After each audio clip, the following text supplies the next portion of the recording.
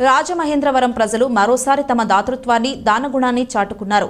మహాశివరాత్రి పర్వదినం సందర్భంగా గోదావరిలో పుణ్యస్నానాలు చేసి తిరిగి వెళ్లే భక్తులకు భారీ ఎత్తున ప్రసాద వితరణ చేశారు.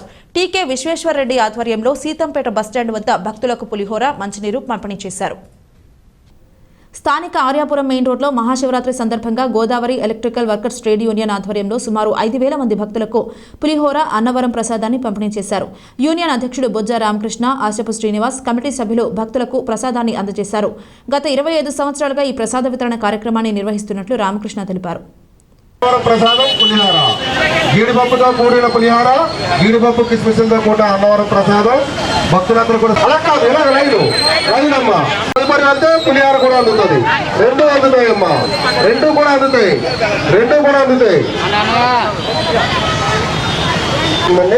అలా కూడా వెళ్ళమండి. అలాగే ఎక్కడికి వెళ్తాను అన్నవరం ప్రసాదం అత్యంత వైభవంగా అన్నవరం ప్రసాద వితరణ కార్యక్రమం, అలాగే పులిహార పంపిణీ కార్యక్రమం సుమారుగా ఇప్పటి వరకు 5,000 మందికి చేయడం జరిగినది.